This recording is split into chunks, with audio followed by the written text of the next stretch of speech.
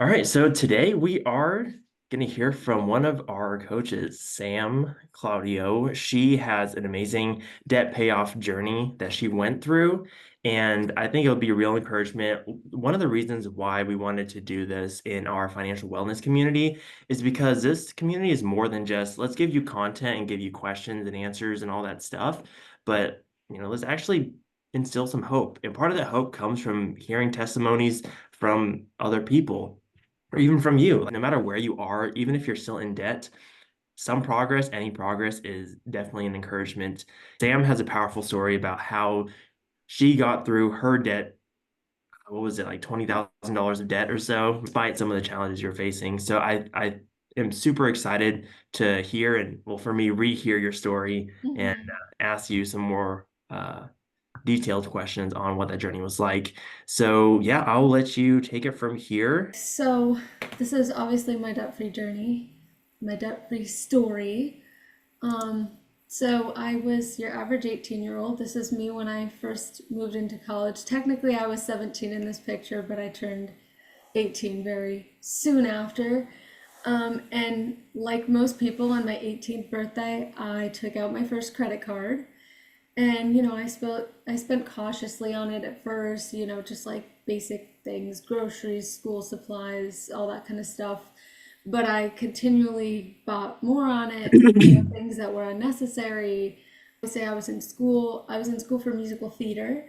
And so we had 10 classes throughout the week, which amounted to pretty much 50 hours of school a week. And that was not inclusive of work or any rehearsals or anything like that. It was just purely classes. It was like 50 hours a week. So I didn't have a job in school. Every month I would call my mom and be like, hey, I need this much money to pay off my credit card. Which, whew, yeah, looking back at it is not pretty. So then, after my first semester at school, I got kicked out because I started having some health issues, and it wound up being a lot longer of a health journey than we ever anticipated. But obviously, that was a big challenge, and a big turning point in my life. So then I kind of became your average. I took out another credit card and then another credit card. I still had no job, and I had over $6,000 between all of my credit cards available to me. And so my 18-year-old self, I was like, well, I have, over $6,000 that I can spend. And I most certainly didn't have $6,000. I probably had $5 to my name in my actual checking account. So I was still asking my mom to pay off my credit cards every single month, and I was charging things on her credit card too. Full disclosure, I had no appreciation for money. I spent it on anything and everything, and if I wanted it, I quote unquote needed it. This is my beautiful mother over here in the middle. We had a celebration. Well, that's my grandmother on the right there, and then me. Um, and we had a celebration of like 150 years of fabulous, we called it, because I turned 20, my mom turned 50, and my grandma turned 80 all in the same year. So that was what this picture's from. This, think it's a fun story. So then I got my puppy. Her name is Rain, and I decided to have her trained as a service animal for my health. Um, and especially with my health, declining, I quickly figured out that I could not train her by myself. And so I put $3,200 on payments for a trainer to help me train her, which just added to my ever so mounting debt. And then my health started to decline rather rapidly. I was nauseous all the time. I was unable to stand by myself. I was just not doing so well. And so I was admitted to the hospital for the very first time for 3 days. And despite countless testing, blood tests, MRIs, all the stuff, they couldn't figure out what was wrong. And so I went home. But I'm stubborn, and I decided that I wanted to be an 18-year-old kid, so I went back to school. And 3 weeks later, I got kicked out again. So, yeah, that was fun. So then I had two homes. This is me sleeping on FaceTime because I would just pass out randomly. Um, but I lived between the emergency rooms, hospital admissions, and other doctor's offices, or I was home. I had no life outside of my house. I couldn't work. I had no friends, in my town. So I really was just like by myself constantly. And I couldn't function on my own. This is like all of my symptoms: muscle weakness, passing out, headaches, migraines, dissociation, all this fun stuff. It just got to the point that I could not function on my own anymore. But the bills don't stop just because you do. And so I was sitting in hospital beds, waking up in the middle of the night because I was afraid that I was going to miss my credit card payment date. And my mom had had enough of me and stopped forking up money to pay for my misbehavior. But I still wanted more. And I wanted the new iPhone, so I applied for the Apple credit card at the store, and I was denied, obviously, because I had no job. And so my mom put the phone on payments for me with the understanding that the payment was solely my responsibility. Side note, I was upset that I didn't get applied for, or I didn't get approved for the Apple credit card. And so I later decided, hey, I'm gonna keep applying until I get the Apple credit card. So 2 days later, my life changed, and I was sitting on the couch watching YouTube on the TV, which was a pretty much average day for me, when I came across this dude yelling at people for all the stupid decisions they had made with money. Can you guess who it is? Mr. Dave Ramsey himself. Okay, so I'm gonna stop sharing my screen because I didn't do any slides past this point. But for days, I was watching him yell at people for making stupid decisions with money. And I'm like, dang, 2 days ago, I just put my phone on payments. And so, 2 weeks later, I decided to do the hard thing, which is, the very first step of just taking accountability and adding up everything that I owed. I had then 4 credit cards. I had my phone. I still have my service dogs, training on payments. I owed my mom back over $4,800 between her paying off my credit cards and the stuff that I had put on her credit card. So I had a lot of debt for a then 19-year-old kid. And my birthday's in November, so I was freshly 19 when I had come across Dave. And I kind of decided enough was enough. But again, I was so unwell physically that I still couldn't have like any type of a job. So what did I do? I applied for DoorDash. And then when I turned 20, I applied for Uber Eats. I think you have to be 20 for Uber Eats. I don't know, maybe that's inaccurate, but eventually I was doing both. Time I felt well enough to like lift my head off a pillow, I was out driving until I couldn't drive anymore. And I started slowly paying off my debts. And then after 6 months, I kind of went to my doctor, and I'm gonna give a trigger warning in advance for suicidal ideation, but that's just a part of my story. And I went to my doctor and I said, I can't live my life like this anymore, because I wasn't living life. Like, I literally was bedridden for, at that point, a year and a half. I had no friends. I was kicked out of school twice. I had no job. I had no life. I couldn't do anything. And I said, I can't do this anymore. Nobody is listening to me, and I'm begging you, please do something, do anything so that I can live my life again. And so that was the first doctor that actually listened to me. And so we tried different medications. I finally got a diagnosis of chronic migraines. And as I got put on the right medications and I was starting to feel a little bit better, I was able to get a part-time job working where my mom did at a real estate law firm. And so that only accelerated my debt payoff. So I was doing DoorDash and I was doing Uber Eats, but I was also working at the real estate law firm. And then in October of 2023, because it's 2024, yeah, in 2023, I paid off my final debt. I became debt free and I decided to go back to school, which I later left because I actually decided, hey, I really enjoy this debt payoff thing and I enjoy teaching other people how to do it. And so I went for a semester and then wound up leaving anyway because I realized that musical theater really wasn't my thing anymore.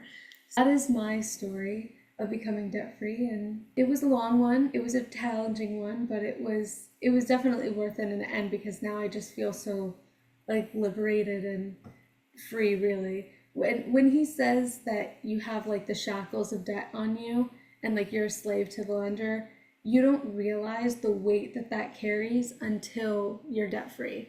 I truly believe that. Awesome. Yeah, I mean that's a powerful story. And just now that you're taking your experience and your, the challenges you went through and doing what you do now, right, as a financial coach and kind of bringing that hope to other people because you have firsthand experience. Um, so that's really powerful. And so one of the biggest things that people come across in their debt payoff journey, whether it's, 10 months or 10 years, is this idea of like, how do I even stay motivated on this journey? Can you speak a little bit on that, on some of those like low points you might have had? And if you're totally honest, say, hey, I wanted to give up so many times, like I think Yeah. as Oh, transparent as you can be absolutely. would be good. Yeah. Well, right, because debt payoff is like this journey, you have to change so much behavior. And so I went from having zero appreciation for a dollar to learning the like having appreciation for the dollar. You know what I'm saying? So there were so many times, especially because I felt so unwell so many days, I was just like, I'll do this another time. Now's not the time. Like maybe when I'm feeling better, I'll do it. And then I had days where I was just like, I'm tired of this constant like anxiety, this elephant sitting on my chest feeling of just anxiety because I didn't know how I was going to get my bills paid. And so that's really what kept me going is, it had to happen one way or another. Nothing good ever happens when you say, "Oh, I'll put it off till tomorrow. I'll wait till, next week, next month, next year." It never actually happens unless you do it right now. Like, so I had to just decide every single day, today is the day that I'm going to do it. Yeah. And so, it's a choice. It's a choice, but I decided every day to make the choice to get out of debt because I knew that it was something that I needed to do for not only my financial well-being, but just like my spiritual and like my mental well-being.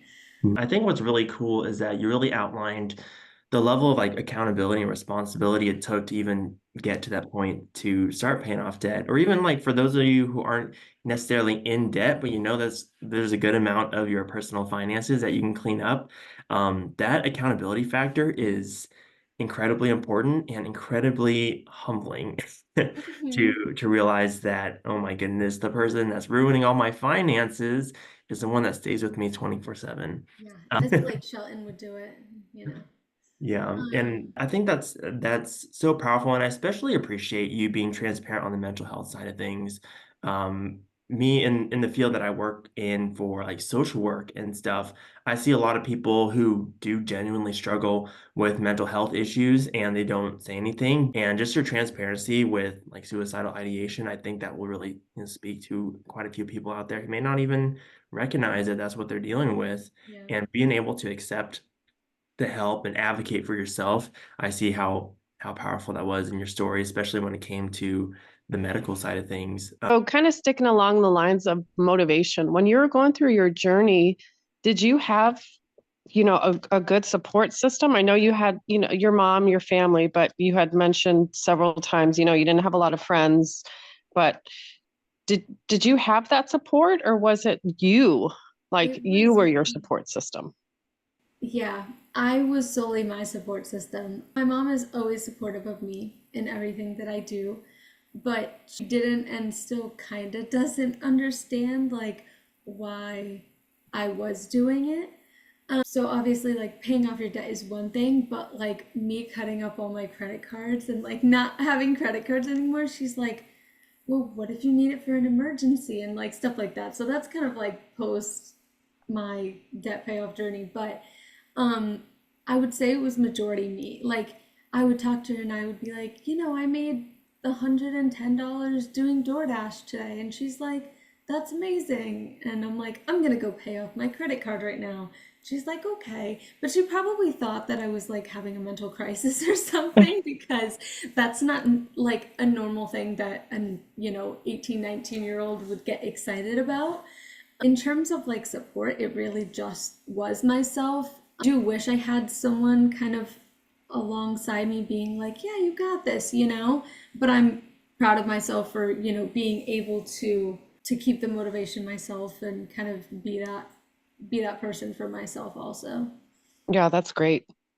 I have another question for you. Yes. What advice would you give yourself, like your 17-year-old self?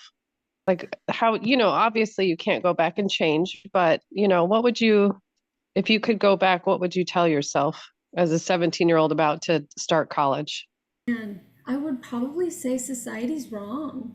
Like, as simple as that. Because, truthfully, like, I don't know, everything that I ever heard on the internet or whatever about money was just Hmm. wrong. Like, it was just plain wrong.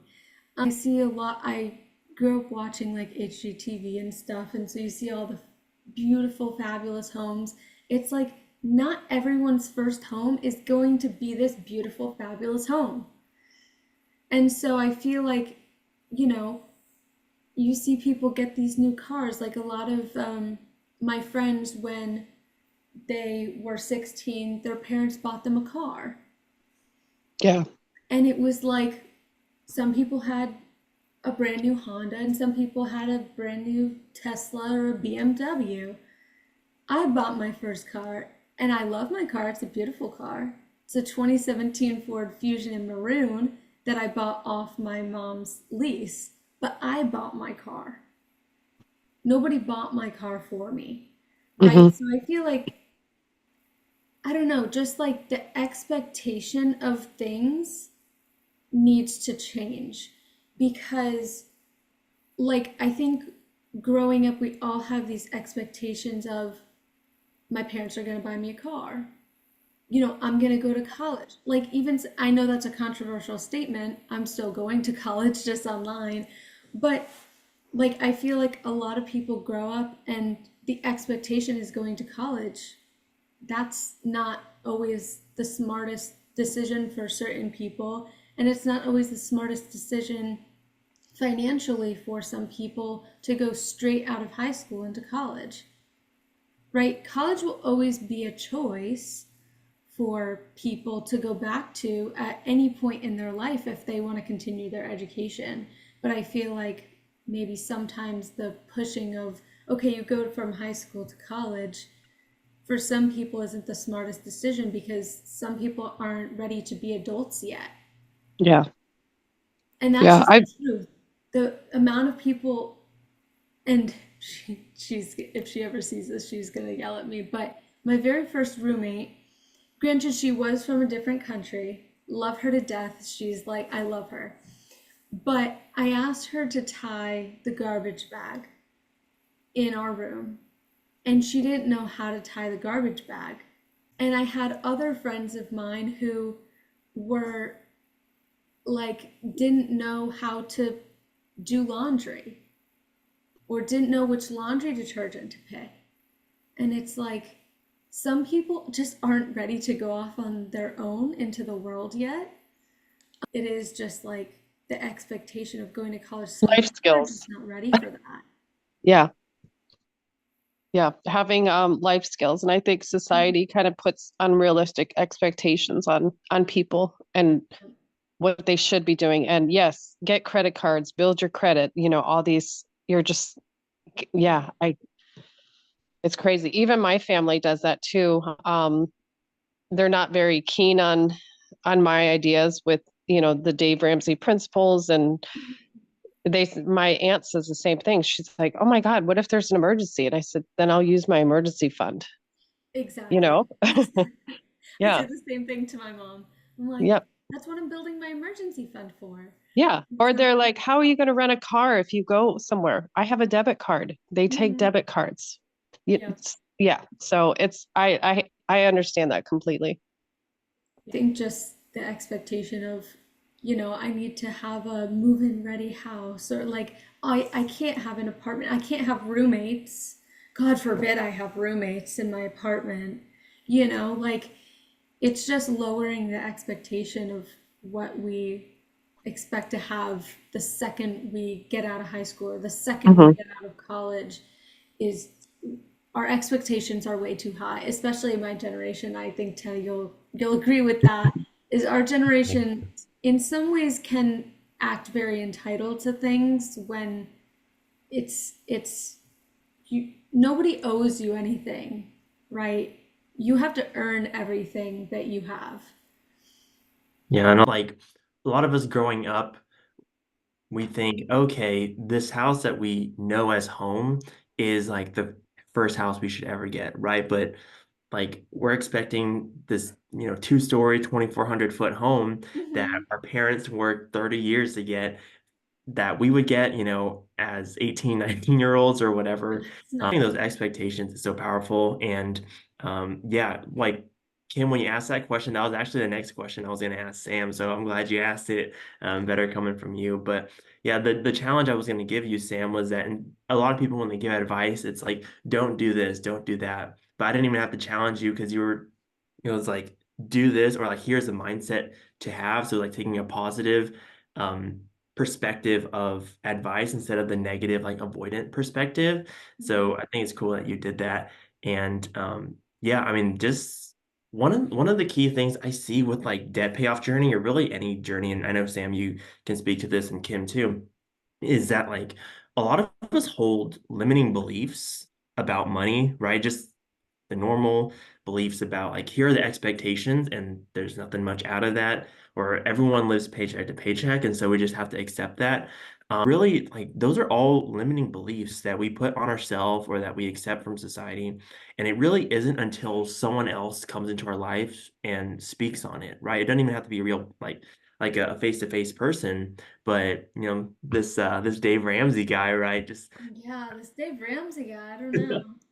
like really just challenging you that, oh, there are other ways to live, and there are actually people who are doing it. And I think that's one of the most powerful things.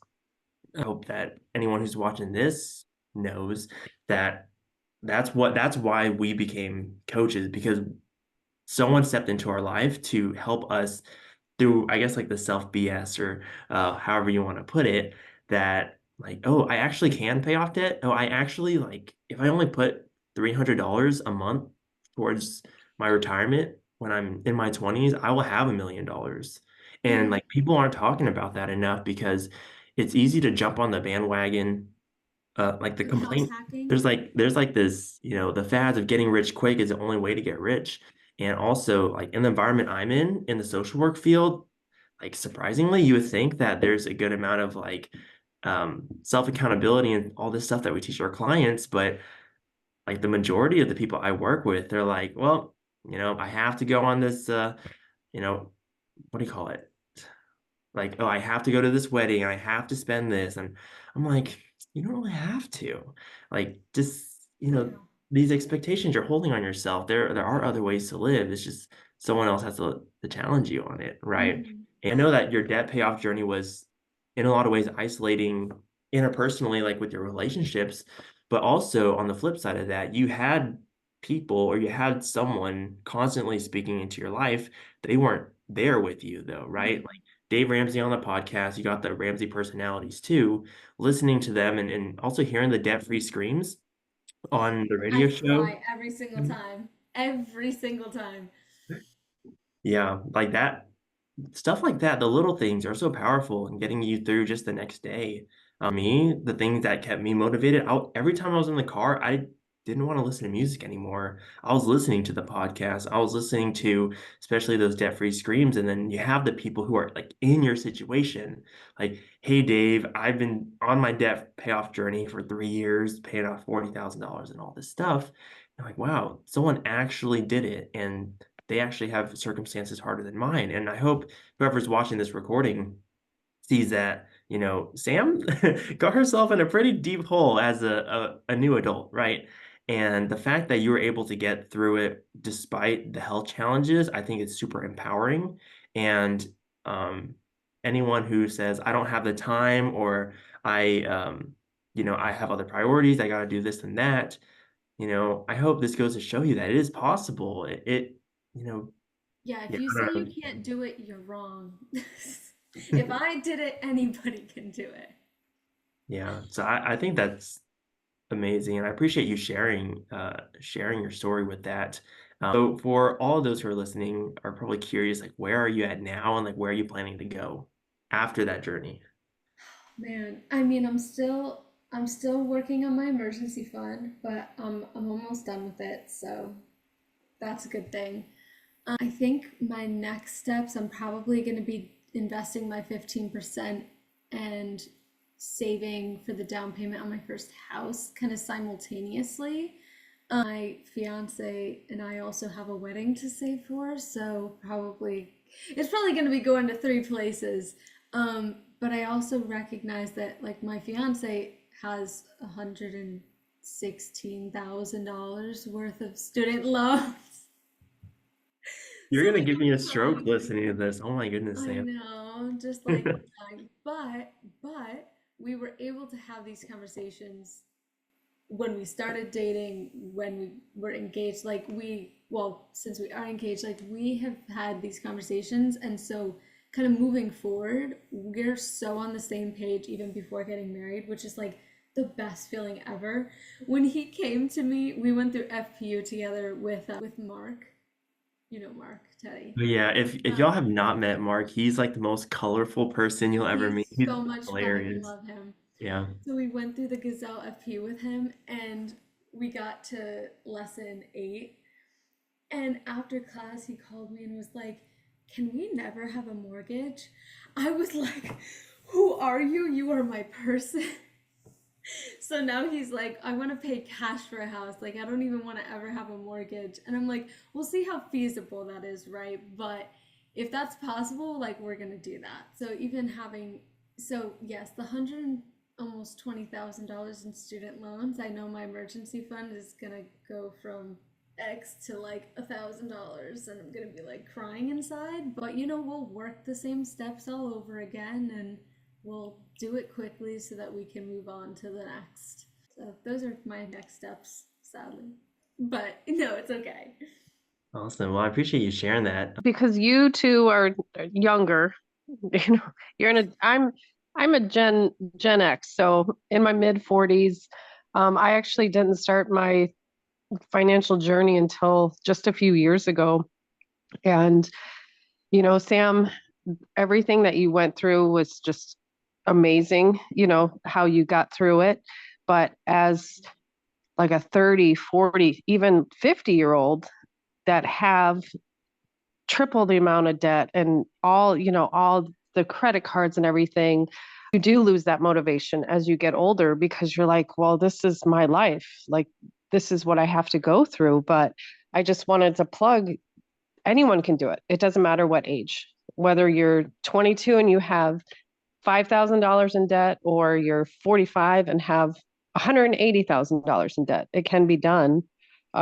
Because I've seen that a lot with several of the Financial Peace University classes I've taken. There are a lot of older, 50 plus people, and they're doing it. Yeah. So it can be done no matter where you're at in your life. Yeah, I love that. And especially like the perspective, and the best time to have planted a tree was, 10 years ago, 20 years ago. But the second best time is today. And same thing with your money, not just investing wise, but your debt payoff journey that you keep telling yourself. I think Sam touched on this earlier too. If you keep telling yourself, I'll get to it eventually, or whenever, time's better and this and that. Um, you'll keep kicking the can down the road. And like you said, Kim, if you're 40, you're 50, that can still be kicked down the road, yeah. But if you actually like pick it up and go from there, like it's amazing what kind of progress. And I hope you don't mind me sharing this, Kim, but I like to share some of your wins too. Like we were talking a while back and dude, looking at the numbers and seeing that it's actually very realistic for you to be able to pay off your house in the next few years, right? Mhm. And I think Yes. that's so powerful that like you don't have to accept if you get a house when you're 30 or 40, you don't have to be like, oh, I'm gonna have this mortgage for the next 30 years. Um, and that is so amazing. So yeah, I just wanted to brag on you a little bit because I think that's so cool. Thanks. I just want to say too that I was having this conversation with a friend of my mom's who was over the other day, and she was like, "You don't have credit cards, you know, the whole thing that my mom does." And she's like, "Every financial advisor will tell you work on your credit score, work on your credit score." You would be surprised how many financial advisors or accountants or investment advisors are horrible with their own personal finances. So just because the norm says one thing and everyone who their licenses says that you have to do this way doesn't mean that that's always the right way to do it or that's the only way to do it.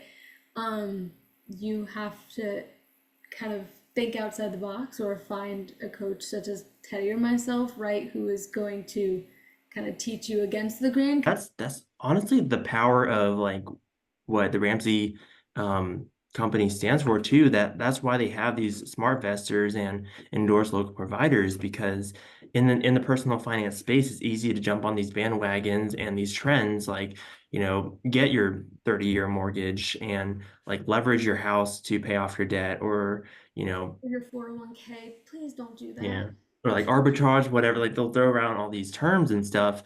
And in some ways, like mathematically, they may be correct, right? But the issue is that we are not like robots, right? Like Yeah, we money's not actually a math have problem. Yeah.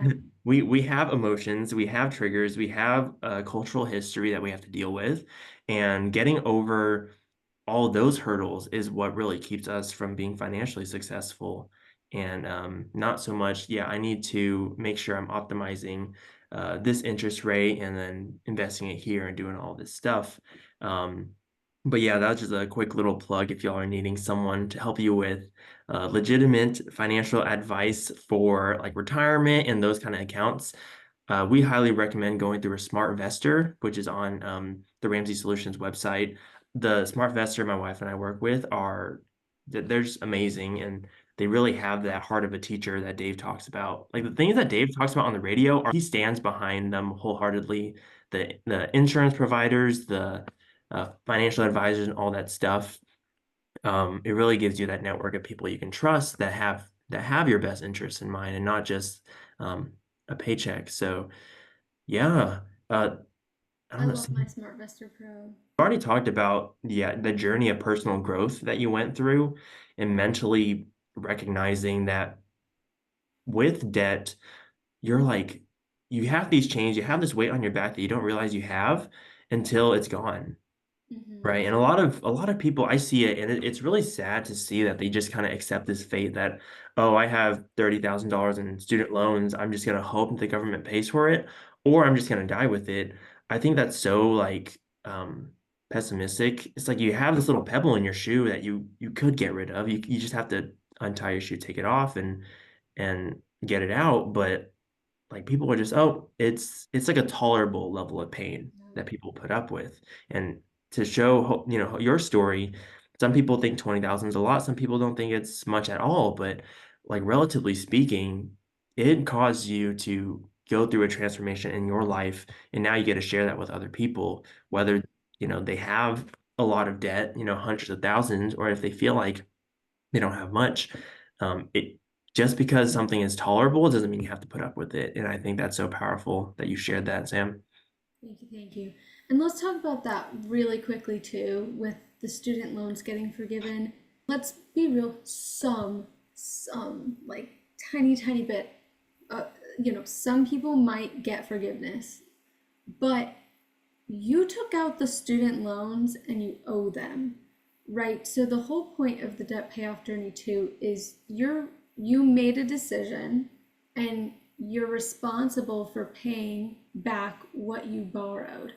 So I think and this is, I'll take all the heat for this, but relying on other people to pay off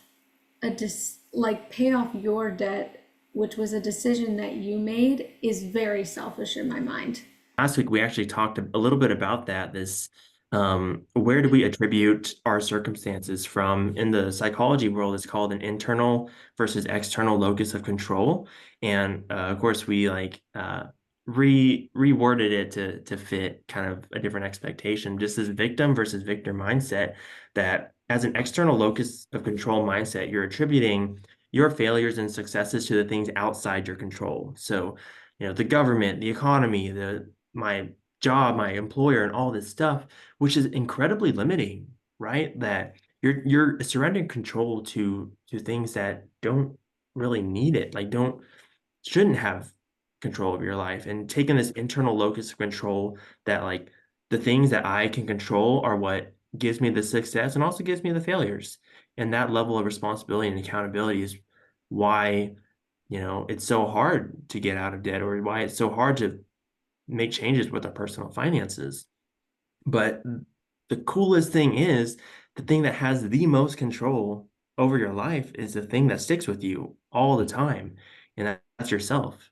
And whenever you're able to step out of that, in the addiction world, right, step out of the denial and accept that you have the responsibility to change your life, that is so powerful, regardless of where you ended up from. I know a lot of people in their debt payoff journey are there because of medical debt or because of some accident or a tornado ripped through their house, which are very valid reasons. Like those weren't, things that you caused, or it may not have been because of some lack of responsibility, but no matter what your circumstances are, you are handed them, and the only person that's going to take control of them is you.